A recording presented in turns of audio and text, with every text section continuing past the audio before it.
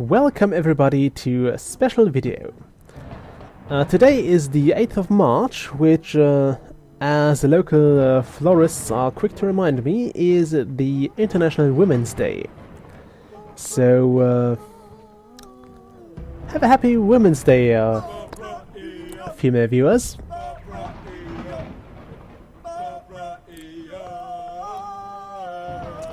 Can I go on now?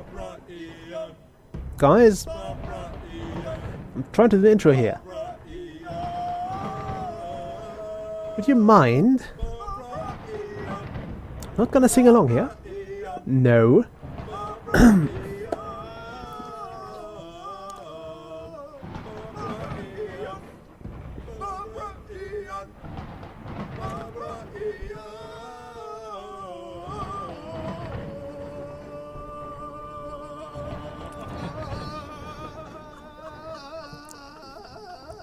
Okay, now that the guys from Owlbear Studio have completely broken their voices, I can hopefully finally do this intro properly. Hello and welcome everybody to the International Women's Day special. Today we're going to play something with a very strong female lead character to commemorate the Women's Day, and the game I chose for that is Barbara Ian. You can see a very flattering shot of her on the screen right now. What's there to be said about this game? We'll dive right into it very soon. Just one thing, the singing you heard in the first bit of video was, as I said, by the developers, Studio Owlbear, who actually used that in their trailer, and I was impressed by that. It was actually what got me to both greenlight the game and eventually buy it, because they put a lot of effort into their trailer. Sadly, more than can be said about the amount of effort that some, or quite a few, Steam quote-unquote developers put into their entire games before they put them on greenlight, or even on early access. So, yeah, I thought that should be lauded, and I thought those guys should be supported. They also were pretty amazing. They added everybody who greenlit or who upvoted the game on greenlight on Steam, and thanked them, and also told them about the early access progress, or that the game is in early access. I was kind of surprised to see that. Aside of that, what else was there? Alright, they allowed me to do this Let's Play, so let's actually go and enjoy Barbara Ian. By the way, one more thing. I had to set the graphic settings to lowest, because otherwise my OBS would freak out and skip frames like crazy. So that's just something that you should know. It actually looks better than that. I just had to turn it down a bit. Okay, now that that's being said, the game itself is fairly straightforward. We are Barbara Ian, who is this fancy character. Do we have? Yeah, there's more goblins coming our way. Ow! Damn it! Okay, this is Barbara Ian in all her low polygon glory. And we have a giant sword, which is our main weapon until we get a better one. Or not a better one, another one, which we get from chests. And this is actually one of the best weapons in the game in my opinion. And the Tome of Laser Vision works like that. Lets you sweep a really large area. And yeah. The thing about Barbara Ian is, aside of her obvious strength, she only has one meager hit point. So once you hit a single time, you are done for. It's game over and you have to start over. There is no leveling system or anything like that. It's just you versus the entire goblin population of the world. They also have other enemies, which we will see in later levels if I don't die that often. Now, there's one thing to be said about this game, and I should have said that in advance. I suck at it, especially when I try to talk while playing. It won't get better. Yeah, controls are fairly simple. What the hell was that? You have your WAS, then you have your You have left click to shoot, or to hit, or to attack. And you have space to do a little dodge roll like that. That's pretty much all there is to it. There's also a left shift, I think, for sprinting, which doesn't need to do that much. But it's nice to notice this little extra boost of speed is available when you really direly need it. Not that it helps you that much, mind you, but sometimes you might want it. And we've gone back to the sword. Now I actually have to pick up all those weapons, because the loot counter doesn't go up otherwise. So if I don't pick up the weapon, I will have to stay on that level indefinitely. You can also use the environment against the enemies. I'll try to show you here. Well, I think one of them went into that pit. Yeah, you see those? Ow! Damn it! So I hope you saw that. The enemy ran into those pits. There. Stare you down. There are also other things you can use, so all of those are dangerous. I shouldn't run into those, because they will kill me as well as the enemy.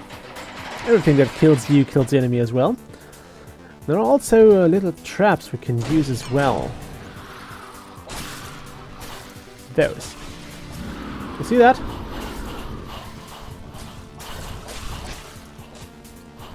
I hope it was visible there, but those spinning swords actually can be used against your enemies.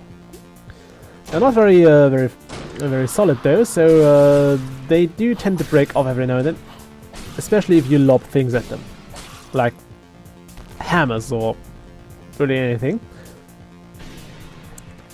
So that's something to be wary of. Okay, aside of that, yeah, I'm not too happy with the melee weapons here. Also, it's possible to just send your enemies flying somehow, which is a bit bad, because I think it really makes you confuse, or it sometimes makes me confuse an enemy who's just flying with an enemy I have actually defeated and killed.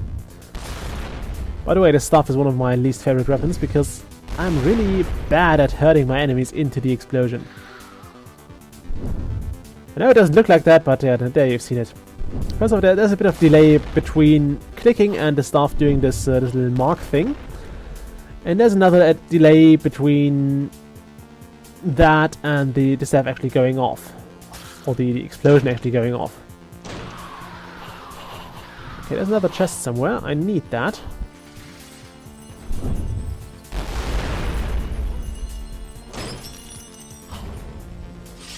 Pump action crossbow is a very good weapon. I like that one. In general, if you only have one health point, you want all the weapons that don't force you to be close to your enemy for an actual kill. At least that's my opinion on that. Anyway. By the way, I'm not sure how long this video will be, because in a completely unrelated turn of events, the 8th of March also happens to be my birthday, so I had to set my phone on silent. Okay. Ah, there's one alive. One survived. Where is it? Goblin? Did you die? Hey. Okay. I also really like how they give you this audio hint that you are close to a treasure chest. Not sure if you can hear it. I'll try to kill those goblins, and then you hear this tinkling sound. It tells you when a chest is nearby. I like that, because it keeps you from being stuck on a level too long, and from having to really check for every bloody niche, and have to check every corner of the dungeon for the chest. I can easily hear if there's a chest nearby, and if there's not, and I appreciate that.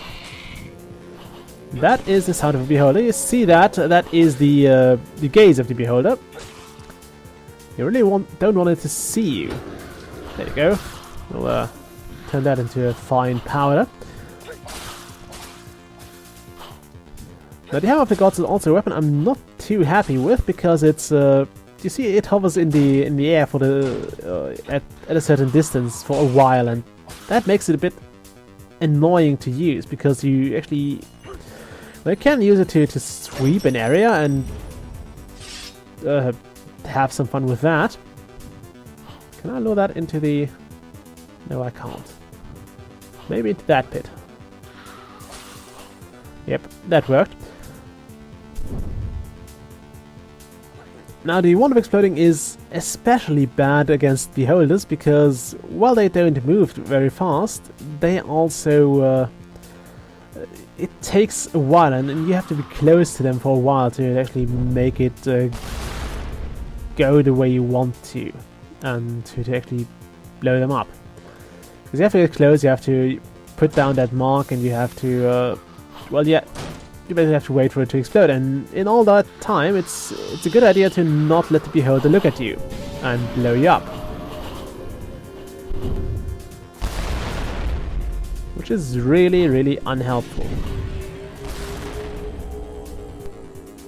Where is it? Where is it? Where is it? There. That should be it, yep. That sorted that one out.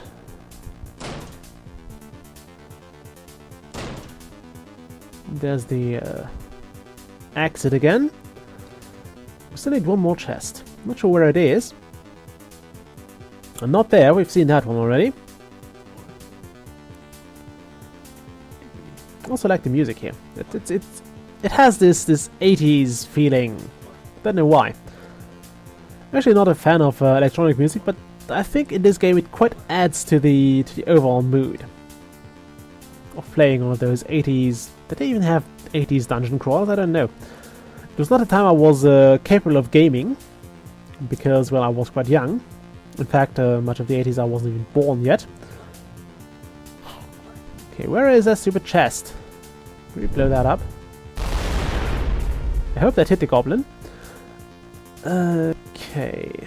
And now we have something that I really don't have that often. I actually have to check for...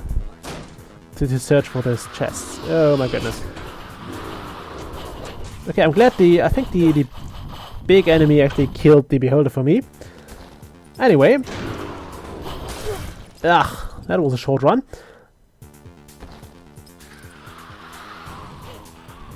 Okay. Yeah, you can send enemies flying, and it's sometimes really hard to tell which enemies are just flying around and still alive and to tell which aren't. Because, well, one of those are the ones you need to worry about, the others are just there and flying around.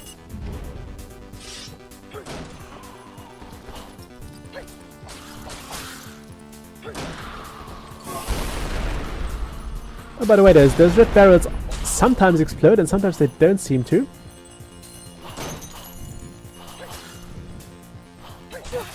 I'm bad with the hammer. So yeah, you can use that as well. If I hit that... There's also achievements for jumping through an explosion at the right time, which I never seem to get right, so not even bothering anymore. Let's make this the final run. Oh, we even hit something with that. I wish there were more environmental kills like that, because I think that's one of the more satisfying things in the game, when you can just use the environment to kill the enemy. When you feel you've really accomplished something, you've achieved some greater feat of strategy by just luring your enemies into whatever terrain there is, or whatever hazard there is in the terrain. Oh, the second chest is nearby.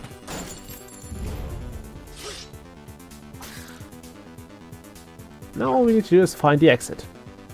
Shouldn't be that hard, the level should not be too big yet.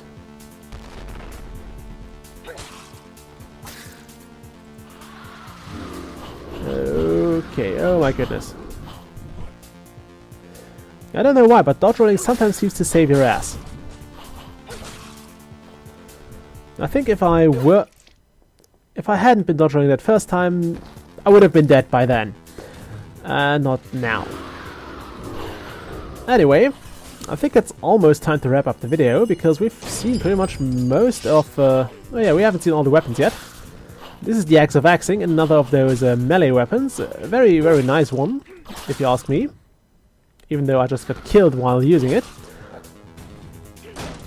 And that's the downside of pretty much all the melee weapons. Those goblins are pretty good at meleeing. Or I just suck at, or at least if you have lots of goblins around. Die. It's hard to judge the individual attacks and then how far they've progressed and how far their attack animation is. So it's hard to tell which one. It's just generally hard to avoid their attack. Haha, those spinning swords are pretty amazing. Ow! Damn it. Okay, one more go here. I can hear gold.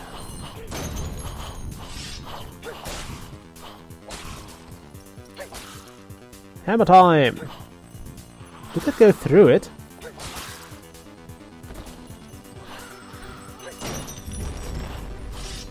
Okay, now as I said, the axe is quite a double-edged axe, actually.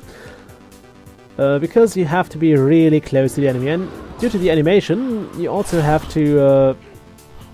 you might have to stay close to the enemy for a while, because it goes around, and it's really not that great.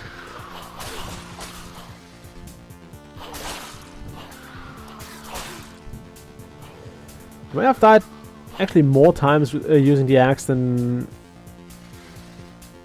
any other weapon. I mean, the Tome of Laser Vision is pretty safe to use in that regard, because you really don't have to be close to the enemy. Now also we only need to find the exit. Which is apparently not here. It might be over here. No. Maybe in this direction. Ah, don't run into that. As I said, everything that kills the enemy kills you as well. So those pits are no exception from that.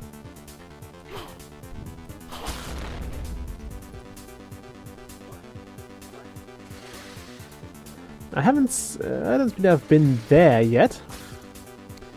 Because those swords only trigger when you actually go near them. Where else the exit? Been here. I shouldn't do that too often. Oh, there it is. You have to wait before those doors, because sometimes it glitches out when you actually go to the door while it's still going down. Just a side note, they might want to fix that at some point. Those beholders are something you should definitely take out as soon as possible. I've had run-throughs or run-ins actually.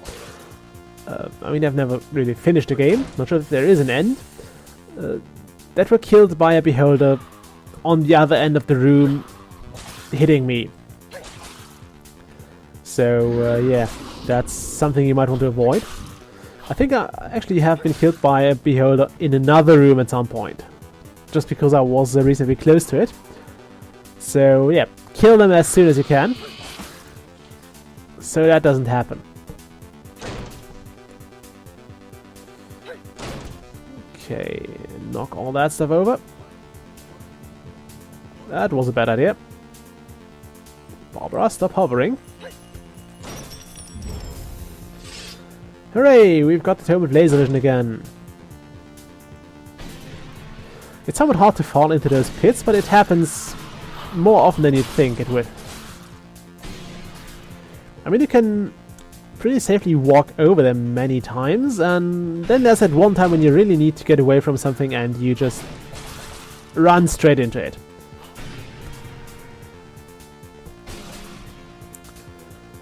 Okay. So let's see if we can, how far we can get this run, and then I'll leave it there. This is actually one of those games that you play for a while, then you put it down again, and you play again for a bit, and then repeat. Maybe they put out a patch, and you think, hey, I'm going to try that again. I had a door with a magma pit over it, or before it, so I'm trying to find that again, because I think that's the way we want to progress, even though I try not to have to do that. It's something I might want to fix in a level creation. Oof, lucky there.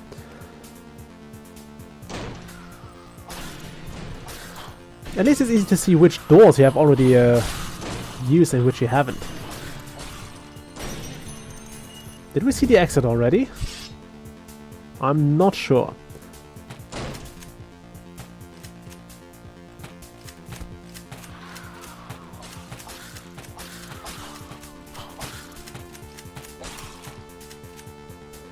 Okay, there's nothing here.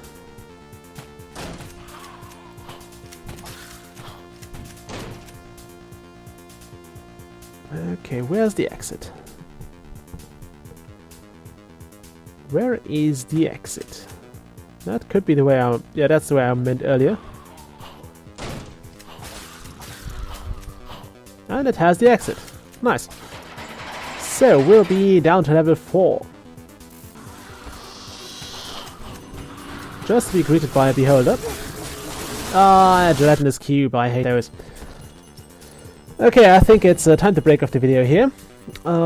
Again, I hope you all have a nice Women's Day. Guys, if you have a significant other, do make sure she has a nice day.